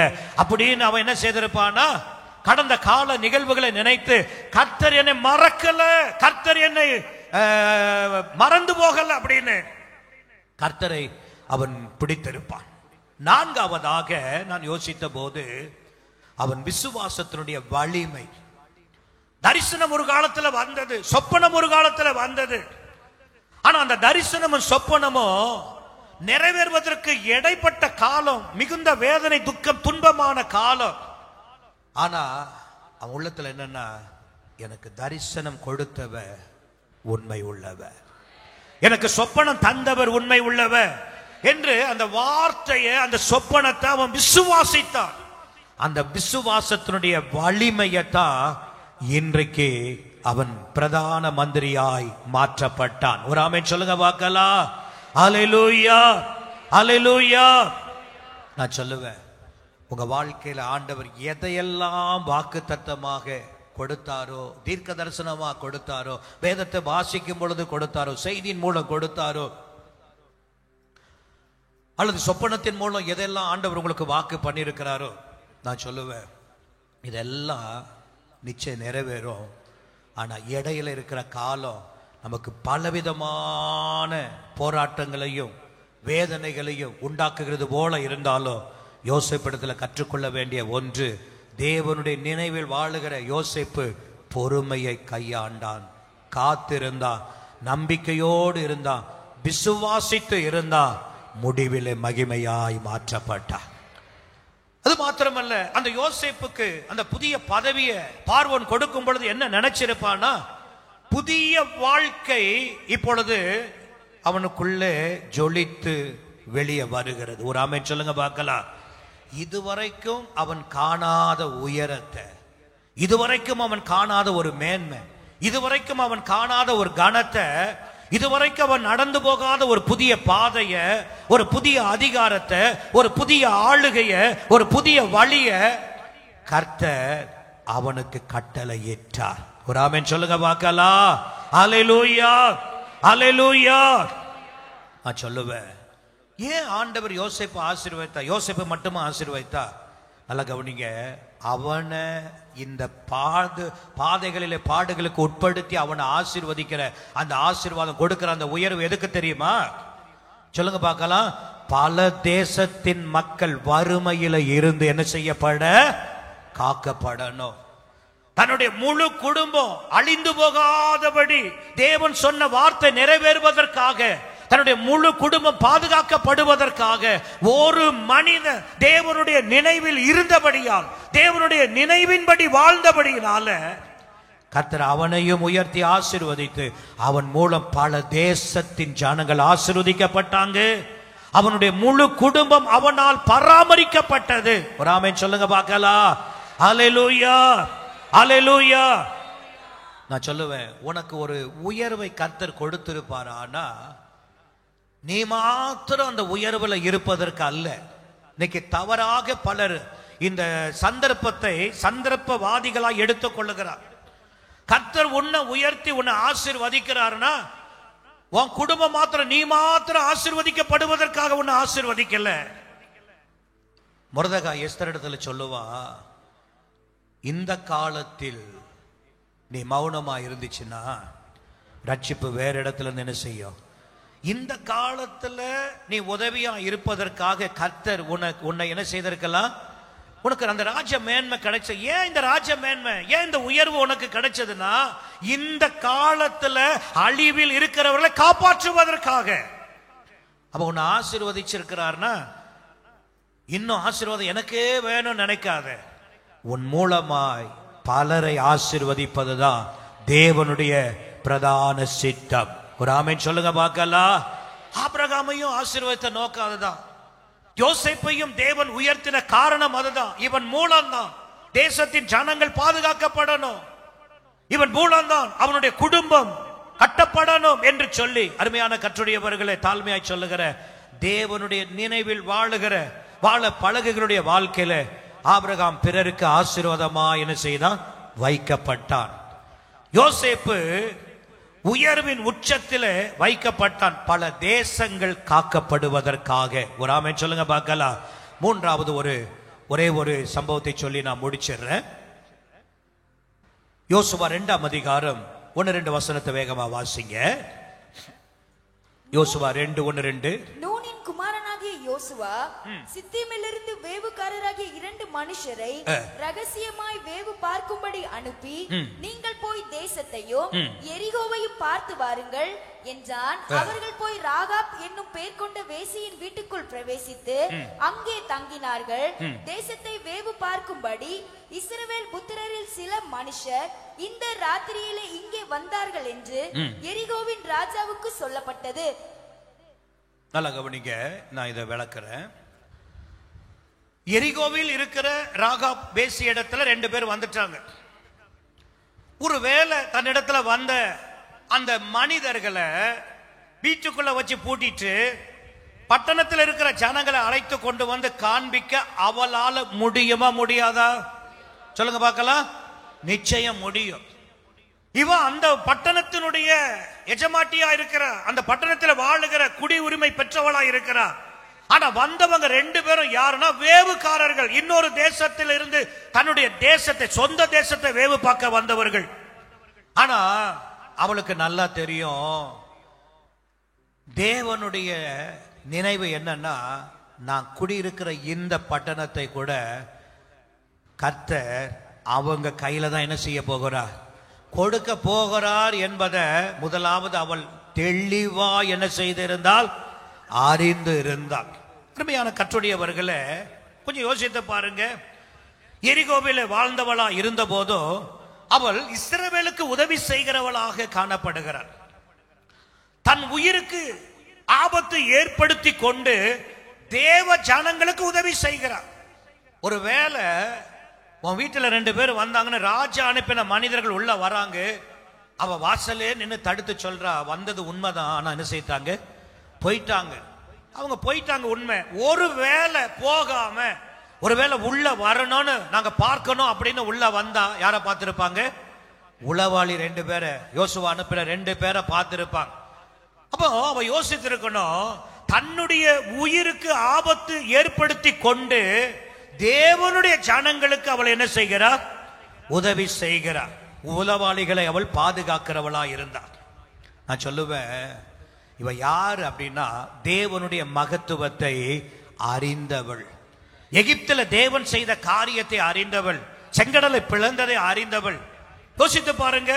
அப்போ இந்த ராகாப் என்கிற இவள் இஸ்ரவேலினுடைய தேவனுடைய வல்லமையையும், இஸ்ரவேல் தேவனுடைய சேனைகளையும், இஸ்ரவேல் தேவனுடைய ஜனத்தையும் மிக துல்லியமாக அறிந்து வைத்திருந்தால். ஒரு ஆமென் சொல்லுங்க பார்க்கலாம். அல்லேலூயா. அதனால்தான் அவ ஒரே ஒரு வார்த்தை 11ல சொல்றா, உங்க தேவன் தான் உயர வானத்திலோ கீழே பூமியிலோ தேவன் ஆனவர் என்று ஆண்டவரை குறித்து சொன்னா. ஒரு ஆமென் சொல்லுங்க பார்க்கலாம். அல்லேலூயா. நான் சொல்றேன், இந்த ராகாப்பு யார் அப்படின்னா, இதுவரையும் தன்னுடைய மனம் போல வாழ்ந்து வந்தவள், தன்னுடைய விருப்பம் போல வாழ்ந்து வந்தவள். ஆனால் இப்பொழுது நடந்து வருகிற இந்த சம்பவம் என்ன அப்படின்னு பாத்தீங்கன்னா, அருமையான கர்த்தருடையவர்களே, தன்னுடைய பட்டணத்தை அழிக்க வந்த தேவ மனிதர்களுக்கு அவள் என்ன செய்கிறான்னா, தேவ மனிதர் தான் உயிர் போனாலும் பரவாயில்ல, தேவ சித்தம் செய்யணும், தேவனுடைய நினைவில் நானும் என்ன செய்யணும், வாழணும் என்கிற ஒரு மனதுக்குரியவளாய் மாறினாள். ஒரு ஆமென் சொல்லுங்க பார்க்கலாம். அல்லேலூயா. அதனால தான் யோசுவா 6ஆம் அதிகாரம் 25ஆம் வசனம் மிக அழகாய் சொல்லுகிறது. வாசித்து பாருங்க. யோசுவா 6ஆம் அதிகாரம் 25ஆம் வசனம்.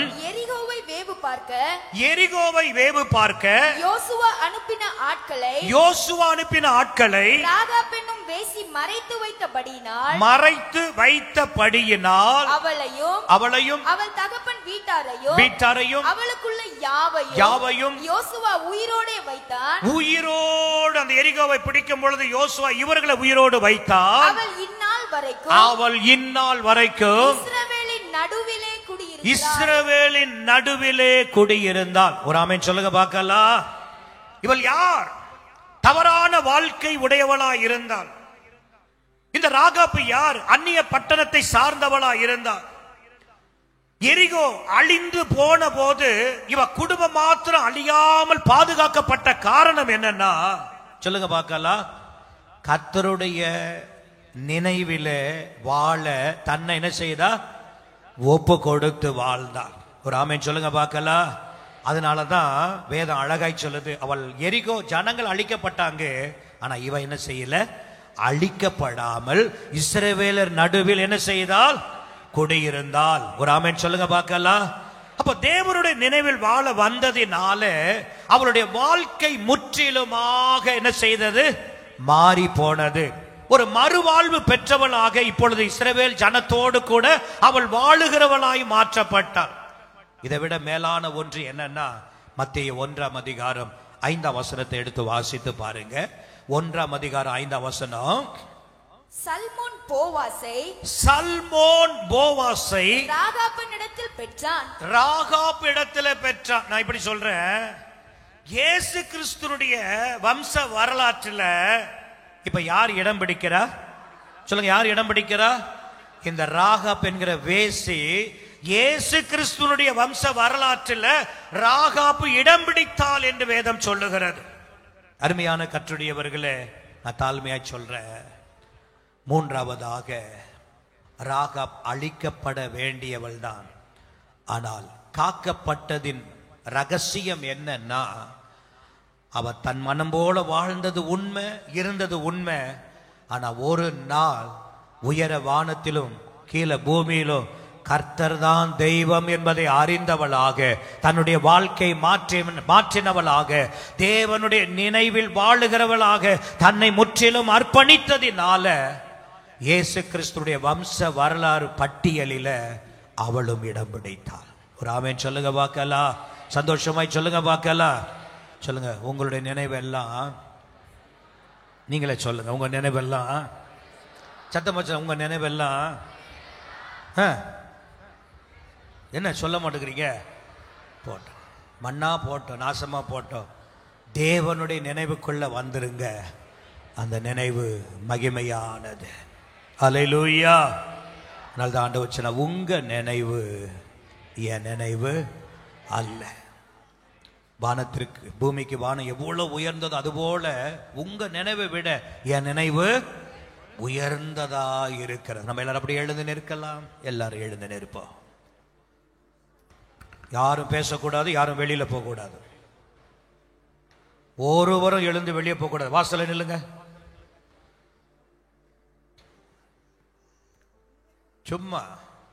சும்மாவே ஓடி எழுந்து நிக்க வச்சா சும்மாவே ஓடி இருக்கு. அப்படியே இந்த சிட்டுக்குருவிங்க மொத்தமா பறந்து ஓடுவது போல மேல அந்த மாதிரி போற அந்த கூட்டத்தை அப்படியே பிடிச்சி அங்கேயே வைங்க. பிரைஸ் எல்லாரும் எழுந்து நிற்போம்.